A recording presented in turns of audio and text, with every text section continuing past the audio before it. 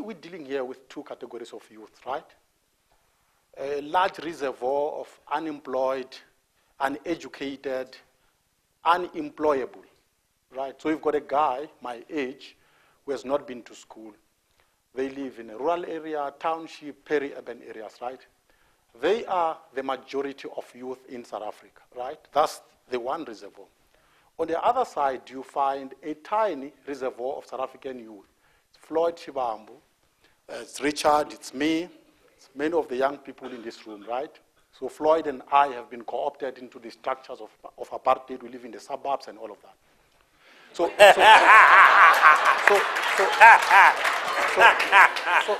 if you say, if you want to imagine the future, this is my worry about the future, is that there is, on daily basis, the large reservoir continues to reproduce, right? So if you were to say South African youth 50 years from now, that large reservoir will still be there. The reality is this. I was born in a rural area. If you were to go to my school, Mzila High School in Mpumalanga, and count the number of young black kids who were able to escape poverty, you will find that it's 5% versus 95%. That is the society we are dealing with. So, most probably, Floyd's child, by virtue of having a father who has been absorbed into this cushy lifestyle, is going to go into a good school. That child will be a member of the elite going forward. Most probably will mobilize a march to the Union Building and to the JSC, right? But the majority will remain the same. So,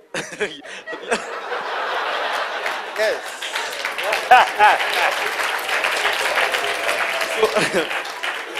so Mr. Shivambu, can you defend your child, please? Now look, you know, am I being heard? Yes. You know, one of the things that we must appreciate is that these two categories which Prince is speaking about, I'm sure in 1990 it was a situation of 98% to 2%, or almost 100% to 0, with regards to the African youth having access to opportunities. And that number of people is growing every day because of some of the opportunities that have opened up. And it's the responsibility of revolutionaries, of the political movement that is in office, to make sure that there is class upward mobility of those who are in Alexander and Diepsloot, in Batubonke, and all these informal settlement that is mentioned, in the villages and everything else. And that is the responsibility that we carry as a collective. But that must be located within a context. How do you transform people from all these areas to have access to better living conditions? We transform the economy to make sure that everyone has got guaranteed access to economic opportunities. South Africa, as things stand, is unable to employ the entirety of its workforce, people who are employable. There's no person who's not employable. Even those guys we are speaking about, they can work in the factories, in the mines, and everything else whenever job opportunities are created. It depends at what scale that person can work. All young people who are unemployed are employable. When we speak about 8 million unemployed people, all of those people are they're employable. That is why they've been looking for a job in the period of 2 weeks maximum. That is the definition of unemployment. All unemployed people are employable, but the reality of the situation is that the economy cannot absorb the entirety of its workforce. And we are saying that in order to make sure that the economy absorbs the entirety of its workforce, the state must be in control of strategic sectors of the economy, insist on local beneficiation and industrialization of all these natural resources that are extracted from beneath the soil.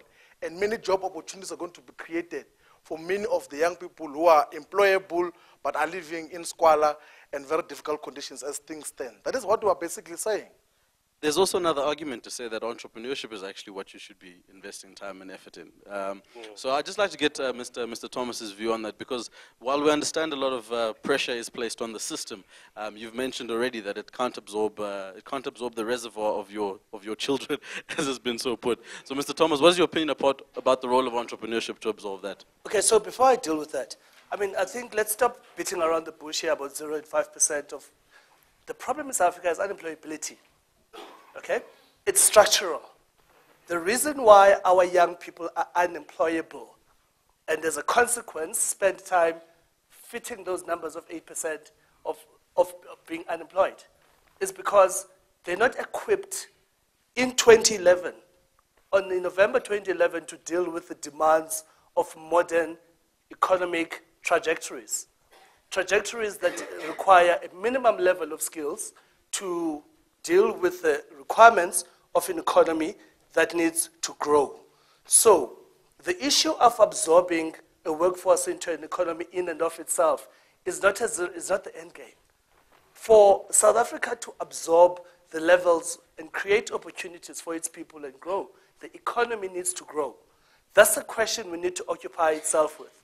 Not necessarily with a closed sum thinking of how do we take what is the current apportionment of the economy in its current makeup. $250 billion worth of GDP at the latest estimate, it needs to grow. Because the economy in South Africa is growing slower than the population rate, especially the economic rate to absorb the people who, ironically enough, need to be absorbed the most by the economy.